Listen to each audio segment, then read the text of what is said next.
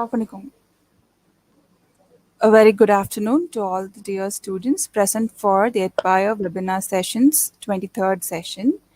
With us today we have Ms. Meenakshi Arvind, the famous person who's known for her expedition by the name EXPD 2470. I'd like to introduce Ms. Meenakshi Arvind since we are having this session quite in relation with travel. I'd like to read her travel related profile, which I found really interesting. Miss Meenakshi Arvind is a travel addict, and it would be an understatement to state so. She's been driving all around South India in her SUVs and has been a humongous Range Rover to her current Mercedes GL, affectionately called as Medusa, as we've noted from the Thai Coimbatore website. And she has personally reached around 1 lakh kilometers in each of them. She always looks out to travel and on places to travel to within and outside of India. And she's been quoted saying, I have driven the length and breadth of USA and most of Europe. My mode of international travel used to be air. Then earlier this year in January, that is in 2018, an opportunity came along for her to a road trip from Impel in Manipur to Bangkok in Thailand via the less traveled roads of Myanmar, which was organized by the Adventures Overland Tours, a 3,000-kilometer journey, and along with her, a team of 15, only being women, were the first to travel to the newly opened India Myanmar Thailand trilateral highway.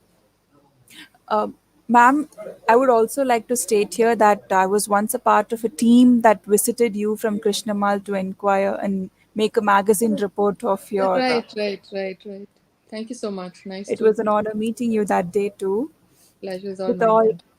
it was all done well and perfectly done. So with all that behind, I'd now like to start from Meenakshi Arvind. Every YouTube video that I saw, like 2 days previous, were all about Meenakshi ma'am and her travel and people who travel with Meenakshi ma'am. So, ma'am, tell me about your childhood. Let's start from there. Yeah. So from I've been born, raised in Coimbatore, never lived anywhere else. I never went to boarding school. All my schooling was in Coimbatore. Very happy childhood. I'm the youngest of three children. I have two older brothers. And my father is actually somebody that I look up to. He's no more, but he's the one who actually got me into driving and also cars because he, as a child, he would put us in his car and then I would sit in the front. The rest of them would sit in the back and we would drive across the country to watch cricket matches. So from the age of 5, I've been sitting in cars for hours together.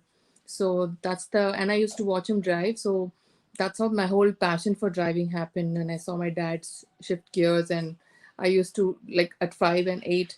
I got really influenced by dad. So yeah, so I born raised in Coimbatore, went to college in Krishnamal, ALG matriculation school, and I pretty much lived all my life in Coimbatore. Thank you. Thank you, ma'am. So, with all that about your childhood, like most of the young girls, right from having their inspiration from their fathers, no, but they won't be able to achieve that right after they get into the youth and adulthood. But how was it like with you, ma'am? For me, it actually happened much later. Like you read, I was 45 when I did my drive 2016 to Bangkok, my first overlanding drive per se, like leaving the country, leaving India, outside India. Although I've driven across Europe and USA, like you said, but 2016 is when I seriously started this expedition, this overlanding. So it happened very late, and I got married when I was 23, and I had my child when I was 25. So pretty much my life revolved around her. And then when she went to boarding um, in Kodaikanal school is when I found a lot of time on my hands and I didn't know what to do with myself. And I started working with my husband, and it didn't go. I mean, both of us are very strong personalities, so we didn't work well together, I should say. We brought back home, work issues, and then it went, the atmosphere at home, environment home was not very nice. So I stopped working, and then I started traveling because that's what I thought I wanted to do. So I traveled with my friends, by myself, with my family. So a lot of traveling happened after that. So uh, traveling, I just stumbled on traveling, I would say. Like, I like traveling. My first trip uh, abroad was when I was 11 years old, to the US for 3 months with my uncle. So it happened, but serious traveling happened after I had my daughter and after she was been boarding when she was 10. So that's when my transition happened from a homemaker to this traveler and everything else. Thank you. Nice to hear that, ma'am. Um, there's always this thing that when you start following your passion, you won't be able to hold on to things that you've been doing anymore. But while reading your profile, we heard that you are a JMD of a mill and also a managing director of a resort. So how is it like to still follow your passion and then manage that too? It's actually very hard. It's been very it's tough actually, because travel takes me out of home for at least 6 months, I would say. Like, I'm out a lot. So when that happens, work for me, I mean, of course, the textile mill is not that much of a hands on. I don't take care of production per se. I just, you can sit from wherever and then you can still go through. You can do what you want because the reports are sent. It's all online pretty much. That is easy, but the resort is very hands on. And my resort is very seasonal, I would say, because it's in Dindigul. So season time is basically from September through March. So those 6 months I try not to go out that much. I try, even if I go, then it's 10-day thing, and I have a great manager. So yeah, it's not been easy at all. It's definitely not been easy. It's hard to juggle. I have a family as well, so all of this put together, it's a full time job. Yeah, thank you. Thank you, ma'am. Uh, I think I just now got a fair idea of who Meenakshi ma'am is like, apart from whatever I've learned from her in the limelight. Ma'am, can you tell me about how the spark of going on a road travel that to this long came for you? The first one that you read, no, from Imphal from to Bangkok happened with Yes. friends. We were five cars and a bike, and uh, and it was a 12-day drive through Myanmar and to Bangkok, and we were the first travelers to drive the trilateral highway after the prime minister opened it. So that was like a teaser, and I thoroughly enjoyed it. But it was only 12 days. But on the back of my mind, I was already in 2016 January. I was already planning my drive to London, which happened in 2017 March. On March 25th, we left here. But for me, I love the roads. I get a high being on the road and driving and behind the wheel. If you ask me to choose between a man or a machine, it's always the machine. It's always the car. I just love my car so much. So I just like driving, and I've driven like you were reading on my profile. I've driven 1 lakh kilometers on every car that I've been using. So it's a passion, and I think when you drive and see a country, it's very different when you fly in and see a country. You don't see the real culture, the real people when you fly into if you fly into France, if you fly into Paris, you see Paris and you're done with it. But if you drive through the country roads, if you drive from Germany to France, then you see every bit of it, every nook and corner, every culture, every tradition is what you see, and that's what is very attractive for me. And for me, it's all about learning. So when you drive, it's a different experience. It's flying in is not my preferred mode of transport now. I would like to drive everywhere. Beautifully said, ma'am. Like, I have people who say that if you want to know the culture and the taste of people, go eat from street. The street food gives a Exactly. good taste, and so is the way you say that you drive through the roads to know the country better. Absolutely. And ma'am, tell me about the people who accompanied you and how you formed a team and how the whole trip came together. Yeah, so when I started planning Coimbatore London, it was a very far-fetched idea. A lot of people told me it's not going to happen. A lot of criticism came across, but then I made this entire plan for 70 days, and it was for 70 years of independent India. I wanted to go back to England and say, like, India has come a far way, and especially Indian women have come such a far way that we can actually drive from India to London. So that was the whole message that I wanted to pass on, especially Coimbatore also, because I'm from Coimbatore. I love my hometown. Much as I crib, there's nothing much to do here, but I still love Coimbatore. And so I was planning it, and when it happened, I planned the entire thing. I got the budget. I made the entire route, which is a date, 1 day, to how many hours you would drive per day, how many kilometers you would cover a day, and it's like a table, like a proper sheet. And then I did the budget and everything, all the paperwork that's involved. I planned it to the T, and then I started asking friends if anybody will go with me. A lot of people want to go. It's a dream. It's a dream travel. It's a dream trip. So everybody wants to go, but it's not easy for anybody, a man or a woman, to take off 70 days from home, from work, from family, and there's money involved, there's budget. So it's all of it had to come together. And then none of my friends could go, although they wanted to go, because some of them who could afford it uh, had their kids exams, or older person at home, older mother or mother-in-law at home, so it was hard for them to leave. So I didn't know what to do, and I finally put it on Facebook, on social media, saying, look, I'm trying to find travelers to go with me. And then once I decided it was an all women thing, because I thought it was all women is better, because I didn't want to travel with strange men that I didn't know. So I said, let's make it an all women thing, and I put it on Facebook. And that's how I found the two women who went with me. One lady is from Pollachi, and she's somebody who's never traveled before. Her name is Bukambika Ratnam, and she's never stepped out of the country. She's never driven abroad.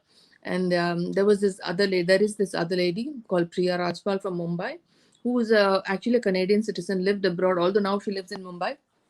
But she's a well-traveled person with a lot of exposure, a lot of driving experience. So this is how the team formed, and I found them on social media. Actually, there are good things that you can find, use social media for as well.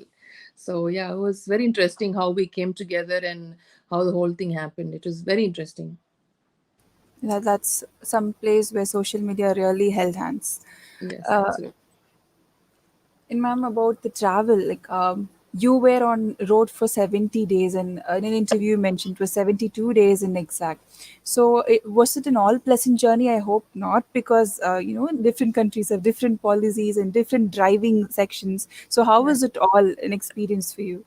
I, it's not always pleasant, because yeah, it's very interesting, it's exhilarating, it's adventurous and all that, but then there are three women in this one car in a confined space, and that itself is a lot. Even if you travel with your own spouse or a brother or a best friend, things can go wrong. So that set apart, there's weather to worry about, because every day we're in different temperatures. One day we're at 40 degrees and it's super hot, the next day we're at minus 3 4, and then windy. Food wise, there's trouble everywhere. In every direction that you look, it's different. You're so out of your comfort zone, you're on the road. And it's not just about uh, wanting to do this. It's your mental strength to do something like this, because every day you're sleeping in a different bed, every single day. Yeah, there's no 2 days that we would have stayed in the same hotel. And then you're doing everything yourself. Again, you're picking up your bags, you're checking in, you're fueling the car, you're cleaning the car, you're taking care of the car, you're doing everything yourself, paperwork.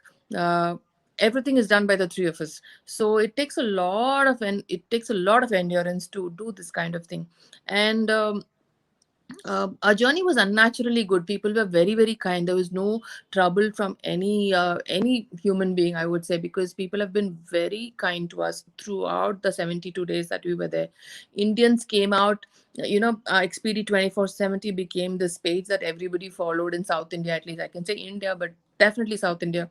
'Cause every morning, people connected, and then somebody out of the blue would come and text us and would come and see us and take us to their homes. So I've come back after that trip, regaining faith in humanity, because people were just very, very kind, and it has changed me as a person as well. It has completely changed me. I mean, I'm not the person that I was before the trip. Absolutely not. So yeah, it was difficult. There were very difficult times that we got stranded in Thailand without a permit, and then there was another time where we lost our way, and then we were stuck in Kyrgyzstan at minus 18 degrees Celsius, completely snowed in. We stayed with two Russian men in a 10 by 10 room, not with no communication whatsoever to anybody outside, because everything was running on generators, and at some point they turned the generators off. So our phone stopped working. Cell phone towers don't work, so phone stopped working. And it was a very tough time, a very tough night, because I don't know how I made it through that night. So there were like good things, and there were good things and difficult things. I wouldn't say bad things, but difficult things were always there. It was not an easy drive. A lot of people think it's just a fun drive. You jump into the car and you drive, but the kind of paperwork that involves took 3 months of my life for that, completely, because there are 11 visas involved. So it's very arduous. It's laborious, the paperwork. And even with all that work we did, we didn't have a permit, and that was not our fault. It was not oversight. It's just that new permit got introduced as we were traveling from India, as we reached Thailand border. So yeah, it's been a very mixed trip, but end of it, we came out victorious. We drove into central London on June 5th as scheduled at 5:30 p.m. So when you do all that, when you go through all this, and when you gain experience, it's not such things don't come easy at all. So yeah, it's been life changing. I mean, there's no better way to say that. It's been life changing. Yeah, I see that with all your involved explanation and your recalling of experiences. I really can understand that it has changed you as a person. But, ma'am, tell me which country stays more close to your heart from all those countries that you've traveled, and why um so? So on this drive, I loved Kyrgyzstan because unexpectedly I didn't think much of Kyrgyzstan. I thought it was just one of the Central Asian countries with not much of a, anything basically. So I had only planned one day, but because of the we got lost, we had to go through the country, and I was shocked and stunned by the beauty of that country, because it had it. You could call it Switzerland. It was so beautiful, all green and lots of lakes, lots of nature, lots of lakes, rivers, mountains, ice capped, snow capped mountains. So it is unbelievably beautiful. And if at all I want to go back, it's to Kyrgyzstan to explore more. We did see beautiful, beautiful parts of the country we would have missed if not for that, that we got stranded and we had to go through the country. So it's a good thing that we actually got stranded and we lost our way and we ended up at the wrong border. So yeah, Kyrgyzstan is something that on this trip that I would like to go back to. It's very, very beautiful. I would definitely like to go back to that country. Oh, thank you, ma'am. Talking of the whole travel, I think I skipped one important question about the car. How Tata and how the car came into the screen. Yeah. So she's the heroine of this whole thing. XPD 2470, and then eventually last year 2019 I did another one called XPD Beyond Asia, when I drove from Coimbatore to St. Petersburg through the Trans-Siberian Highway. So she is the heroine of both these two drives. And when I started planning Coimbatore London, other German companies also offered us cars, but I wanted an Indian car because it doesn't make sense to go to England in a foreign car, in a foreign made car. I wanted an Indian made car because it is for our independence and it's talking about India and everything. And so I definitely wanted an Indian car, and Mahindra and Tata are the only two Indian manufacturers. So Mahindra outright said no. But Tata was kind enough to give us the car, and we called her Danno. So we went to this Pune factory to pick up the car in late December 2016, and we drove it down to Coimbatore, and we did 3 days of workshop at the Tata company, where they taught us because it was a new car. Even they were quite clueless about what the car was, so they actually taught us the details about what can go wrong. You mean there's not much that we can do because all these cars are very computer operated. So if anything shuts down, then it shuts down. But at least to identify what can go wrong, what will go wrong. So those are the things that they ran us through, and we did 3 days of physical. They made us change tires, they made us change sensors, spark plugs, and everything. Even relays and all that. So they taught us the insides of the car, and we drove it down to Coimbatore. And as we were driving to Coimbatore, the three of us were in the car and we were thinking of a name, and we wanted an Indian girl's name because it's an again. So my friend Priya Rajpal, who has now become a very dear friend of mine, she said that we should call her Dhanno from the movie Sholay. I'm sure all of you would have watched the movie. So Dhanno is the name of the horse in that movie, Hema Malini's Basanti's horse, and Dano stood by Basanti and took care of her throughout, never let her down at any point of time. So we called her Dhano, and then we drove Dhano from Pune to Coimbatore after we picked her up. So Dhano is the heroine basically. And I should also tell you that from Coimbatore to London, we had a service done in Coimbatore. After that, till we reached, we only topped up the oil, and we didn't do a service. We didn't do an oil service. So the car had performed beautifully there. We didn't even have a flat tire, so nothing went wrong. Touch wood, it was it was just unnatural for things to go so well with the car, because you always expect Tata is supposed to be the underdog of the automobile industry in India, Mahindra is doing well. But at that point, people were, why would she want to go in a Tata, that to a Hexa? It's a new car. So yeah, Dhano is still the queen. I mean, she sits at my house in my garage, and she takes the pride of place. So yeah, Dhano, the car. That's a beautiful name story for Dano and how she really served the purpose. Um, Absolutely. And ma'am, you were telling that you faced no mechanical issues. Even for a flat tire, there was not a problem at all. And was people usually have this saying, traveling in car for around 200 kilometers will make your back pain and you will physically get tired. But you travel for 28,600 kilometers for over 72 days in a car. And how was that for you as a person, as a human being, to sit inside a car and travel that long? Like I said, it's not easy at all, because if a lot of people get irritated sitting in a, but I like being in the car, and so did Priya and Mukambika. They were also very driven. They were very committed to the whole drive, so that helped. Also, we used to every 2 hours we, because it's not healthy to just sit in the car. It's not good for your blood circulation. So every 2 hours we would get off, and then stretch a bit, walk a bit, drink some water, use the we have some bio breaks, drink something, and then we kept carrying on. Yeah, but the seats are very good in the Hexa. It's a beautiful seat. Those seats are German built, so very good seats, and very comfortable, and they give you a support. The lumbar support is fabulous. So yeah, the car was very built very, very well. But again, like I said, we used to be hydrate ourselves so much. We used to drink water. We used to take care of our health so much, because you can't be careless with your health. If somebody just, even if have a bad stomach, then you can't travel that day, then you can't keep up. We lose time. So those are the things we're very careful about. Yeah, it's but I love being in the car, so there's no question. Even today, when we go somewhere, it's understood that I will drive. There's nobody, even if I'm there, then it's understood that Meenakshi will drive, and nobody even questions that. Like, nobody even offers to drive. So that's how much I like being in the car and behind the wheel. So yeah, it takes a little bit of a mindset to do this kind of thing, to drive every day, day in day out for 72 days. It's not easy. Thank you, ma'am. So, talking about the travel and being women, especially only three women, and rest other seats are occupied by all your baggage. So, how was experiencing the culture of different countries?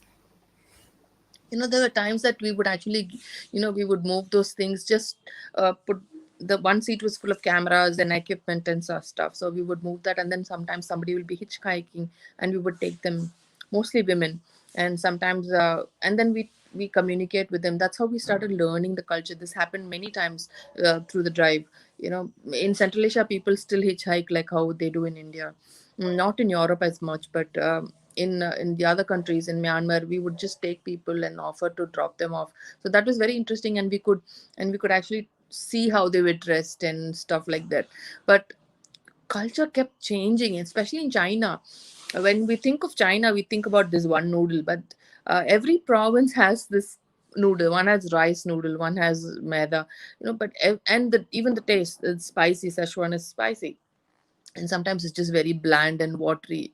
So even noodles would change in every province in China. It's very strange. I mean, the kind of food that we eat here, Chinese food, is nothing like what we saw there and ate there. So yeah, food's different. China's so much like India, I would say, because every state we have different kind of food, right? So China's also like that. It's such a huge country, and China's also like that. Language, dialect changes. Mandarin itself is spoken many different ways. The way you say hello, I mean, hello is ni hao, is, they say different types in different provinces. So these are the things that we learned, and for me it's been huge learning. For me, I'm a learner. I can learn from a child, and that's what I look for travel.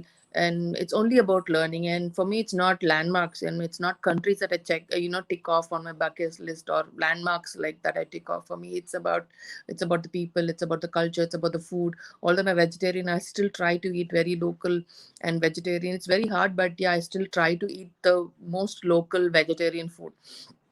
So these are the things that that means something for me on travel. Yeah. Um, and this was not a first timer for you to go on a long trip, but uh, As a group with three people who you never knew before getting onto social media, how was it to reach your final destination, London? It was I still pinch myself today to see if it's true, because it was unbelievable, and I think it's the biggest moment in my life till date. I would say my second biggest, because my first biggest is my child born.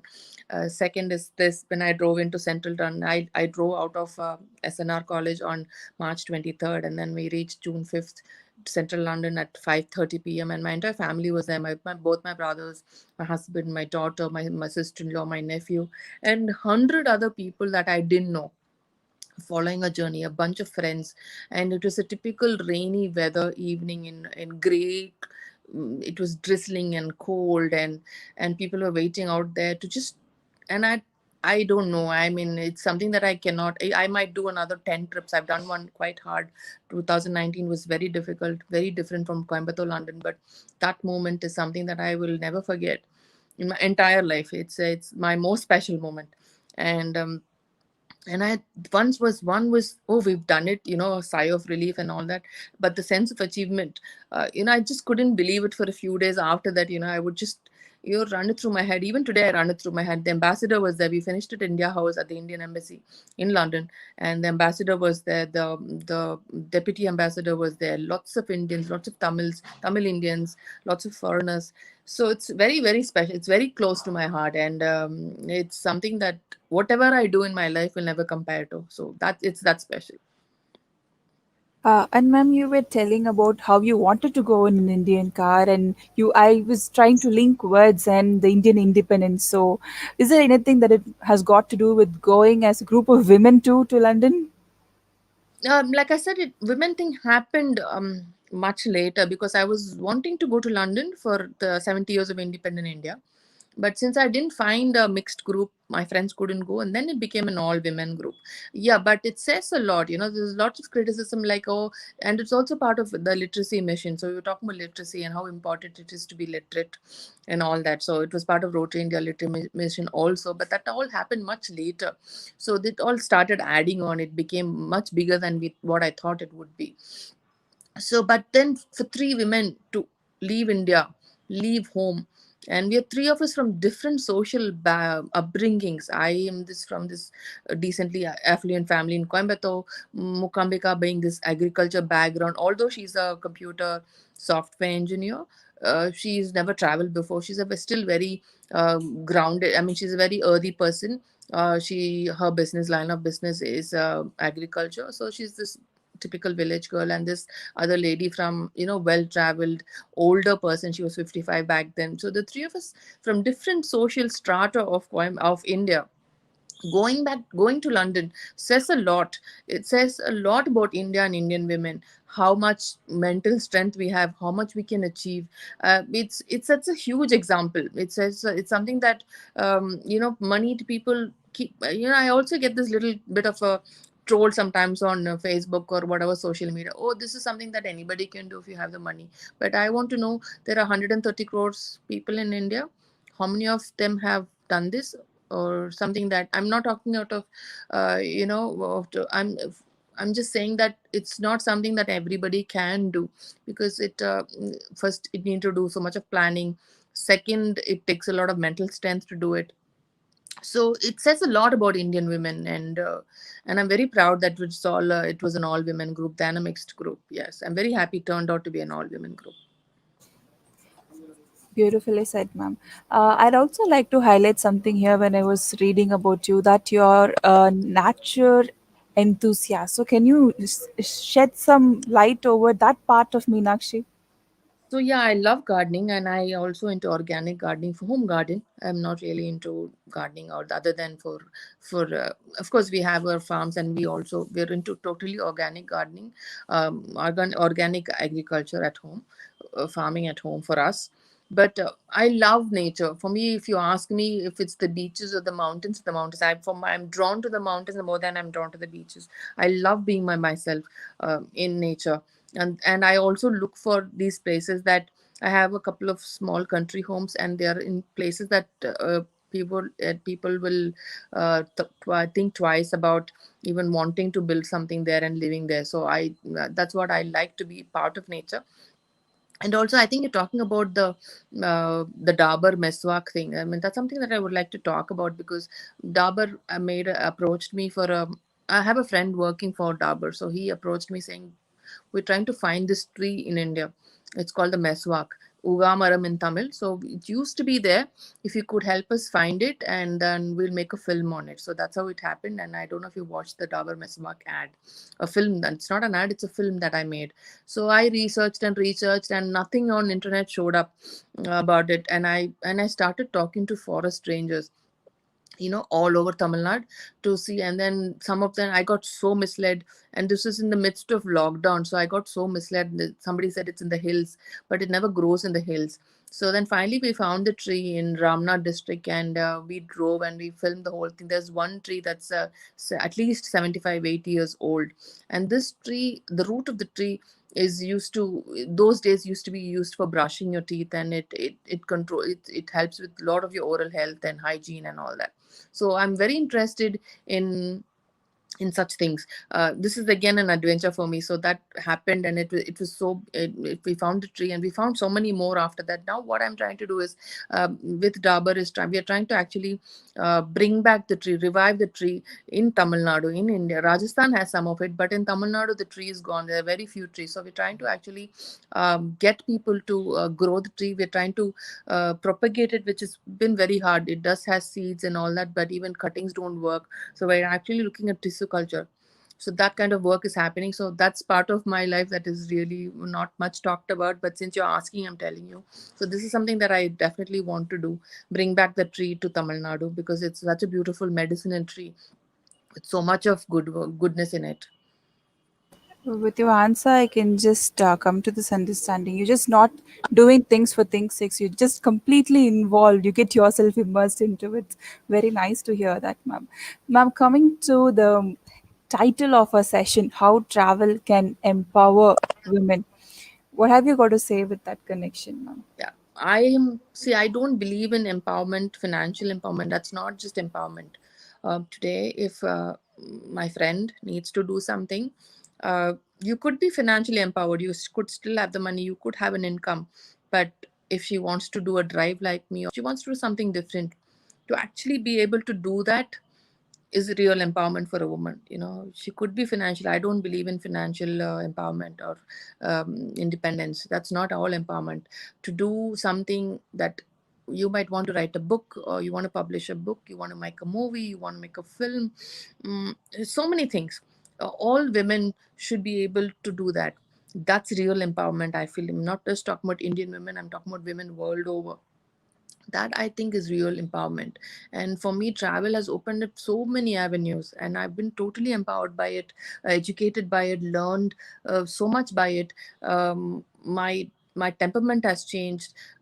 So it's brought about a very good change in me. It's humbled me 1,000 times. My tolerance level has gone up. So for me, empowerment, I want all women who listening to me.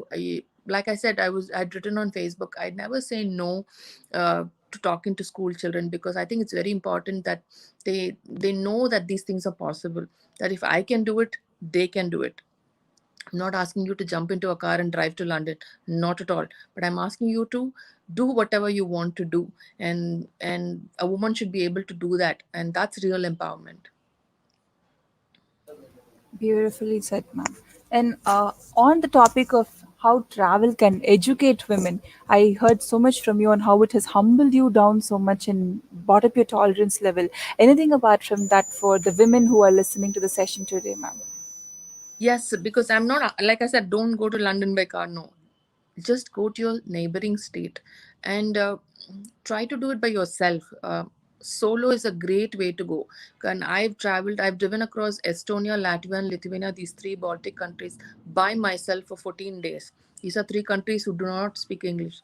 Zilch English, nobody speaks English. They have their local language and they speak Russian. It's part of the Soviet Union. So these three countries are something that I learned so much from, because I was traveling by myself in a rented car for 2 weeks, and I as a woman solo, one, you're trying to be safe. Your antennas are always up, you're careful. So if you're going solo, it's a great experience, and it's a very, very meditative, it's therapeutic. You learn so much, you get so much time for yourself in the car. And there were days that I didn't say a word to anybody, because you're traveling, there's nobody to talk to, and you're looking at things, and you're enjoying it, you're learning things. And traveling solos, one other thing that I've learned is you're more approachable. So not in a way that I'm saying is, if you're sitting and having lunch, somebody would talk to you. But if you're sitting in a group, and you would also not want to venture out of your group, you're like out of your clique. If your family, your husband, your kids, then you're always communicating within yourself. You're not wanting to talk to the person on the next table, or even to the waiter. You that way. When I was traveling solo, I started talking to people, and I started talking to them and asking them, where will the locals eat. I would go to places where the locals eat, ate.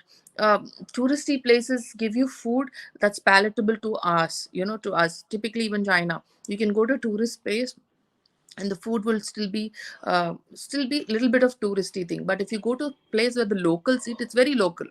So those are the things that I learned when solo travel. And I started speaking to people, and I started connecting. Even today, I'm in touch with some of the people that I met on that drive. So it opens up so many avenues. Travel, you must travel. So travel is, I think it's the biggest classroom. You learn everything. You learn your manners, you learn to be self-reliant, you learn to be, tolerant. You don't need a classroom to learn all that. Travel can teach you all that. Geography, history, everything that you want is out there when you travel. Anything, architecture, whatever, beauty, art, everything is there. So when you travel, you see so much. And I request all of you to travel. I mean,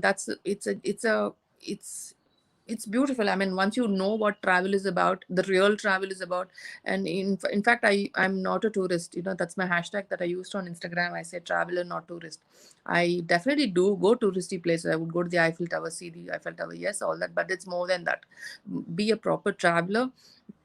Sleep with the locals. Go to you don't have to sleep in five-star hotels and that sort of thing. Go to hostels where you see other travelers in your, who come and chill with you. So these are things that travel has taught me, and I think all of us can learn from that. It's like I said, it's the biggest classroom. Thank you, ma'am. And how was your journey back to India from London? That's something that I I. lost you there, Kavya, for a bit. How was your travel back to India from London, ma'am? Yeah, so we flew back after we reached London. My head was full of this whole drive, 72 days of constantly being in somebody's company. My family was there for 4 or 5 days, and then they flew back.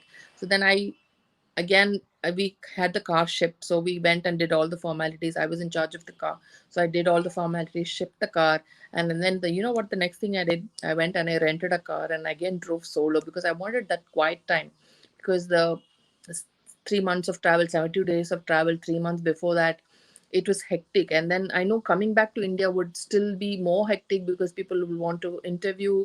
There was so much of media attention, all that would happen. So I wanted that 4 5 days of quiet time. So I did travel by myself solo. I picked up a car and I drove to remote parts of UK, small villages, and stayed in, bed and be in Airbnbs. And then we flew back. Eventually I met the teammates only in the airport, and we flew back, and it was very emotional. Again, my entire family and half of, I would say everybody I knew were there at the airport to welcome us. And it was euphoric. It's just beautiful coming back home. Home is always home, so it was really nice coming back home. Thank you, ma'am. And I'll have one question, and I think Sure, I'll just try to accommodate a wish of a student here. He wants you sure, to sure, speak in Tamil. sure, sure. And the question is, what have you got to say to youngsters, despite of gender, who have real ambition for traveling? இப்போ வந்து நம்ம ட்ராவலிங்க்கு வந்து it's not hard. Travelling people think it's only sorry, I keep ஸ்விட்சிங் to English. இப்போ பணம் இருக்கவங்க தான் செய்யலாம், அந்த மாதிரிலாம் இல்லைங்க. ட்ராவல் வந்து ரொம்ப எல்லாத்துக்குமே ஆக்சசிபிள் ஆயிடுச்சு. இப்போ முதல் மாதிரி இல்லை. இப்போ நான் என்ன சொல்ல வரேன்னா,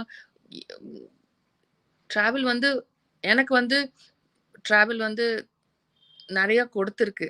sorry, I'm very uncomfortable Tamil, but I will try. Thank you. Thank you, ma'am. இல்ல, ட்ராவல் வந்து it's it's possible for every one of us. It's not that it's நம்ம கையில இல்லைன்னு நினைக்கவே வேண்டாம். Lots of ways to travel. There are ways that you can, if you're a good நல்லா எழுதுவீங்கன்னா, there are people who will hire you to travel. அந்த மாதிரி வேலைக்கு கூட you can travel. And but நான் என்ன சொல்றேன்னா, டிராவலுக்கு வந்து கரெக்ட் பிளானிங் வேணும். இந்த மாதிரி டிராவலுக்கு பிளானிங் வந்து ரொம்ப ரொம்ப ரொம்ப இம்பார்ட்டன்ட். நிறைய கண்ட்ரீஸ்க்கு வந்து நிறைய டிஃப்ரெண்ட் கல்ச்சர்ஸ் இருக்கு. இப்போ ஈரான்ல போய் நீங்க வந்து இப்படி பண்ணீங்கன்னா it's a very bad sign. இப்படி பண்ணவே கூடாது. ஸோ நான் அந்த கண்ட்ரிக்கு போகும்போது அங்க என்ன பண்ணலாம், என்ன பண்ணக்கூடாதுங்கிறது வந்து நம்ம வந்து சுத் நல்லா தெரிஞ்சுட்டு தான் எந்த கண்ட்ரியுமே போகணும். பிகாஸ் நம்ம அந்த கல்ச்சரை ரெஸ்பெக்ட் பண்ணணும். சில கண்ட்ரீஸ்ல தலை மூடி தான் இருக்கணும். You have to cover your head. அதை போயிட்டு நம்ம ஸ்லீவ்லெஸ் போட்டுட்டு அந்த மாதிரி பண்ண போகும்போது it's something that we shouldn't do. And so travel வந்து uh, it's something that's accessible to everybody. முதல் மாதிரி இல்ல. I hope I answered your question because I'm a little uncomfortable in Tamil. Sorry. Thank you, ma'am. That was அழகா தமிழ்ல சொன்னீங்க. நன்றி. Any closing comments, ma'am, from your side? Thank you so much for having me. And if anybody wants to still get in touch with me, if they have more questions, you can find me on Instagram as Goldfish without the H, Goldfis. So I'm always available to answer questions or anything. It's not just about travel. Any other inquiry or any other help that you want, any counseling, I've always been there for people, children, especially boys and girls, that they can talk to me. And yeah, that's something that I also want to say one thing. There is no right time. For me, travel has taught me a lot, because there is no right time to do anything. Not about travel, generally. If you want to say thank you to somebody today, pick up the phone and say thank you. That's something that I don't believe in. I don't believe in omissions and commissions in life. If you want to do something, do it immediately. Do not wait. Life is fragile. And one example that I want to tell you was 2019 la நான் வந்து அந்த Coimbatore St. Petersburg 2018 la plan பண்ணும்போது we had a lot of difficulties. We weren't sure if we can do it in 2019. So my friend who went with me said, well, let's do it in 2020. Look what happened this year. 2020, there has been no travel. COVID happened. We've all sat at home. So there is no right time for anything. I don't believe it. Right time is when you want to do it. That's my mantra. That's how I live by it, because right time is now. So don't wait for anything. If anybody wants to do something, like I said, book, movie, film, song, music, anything, do it now, because right time never comes. So make it your right time, and it will happen. Thank you, ma'am. One more question before we close. Talking all about your enthusiasm for travel, how was the initial months of lockdown for you?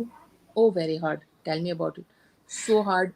Even today, I'm not able to go anywhere, because all country. I mean, even India, there's so many. I've been wanting to go to the northeast, but you need to get your COVID test done, or you get quarantined. There's so much. It's been very very hard. But I've been keeping myself occupied. Otherwise, again, like everybody else, cooking, and I've been writing a bit.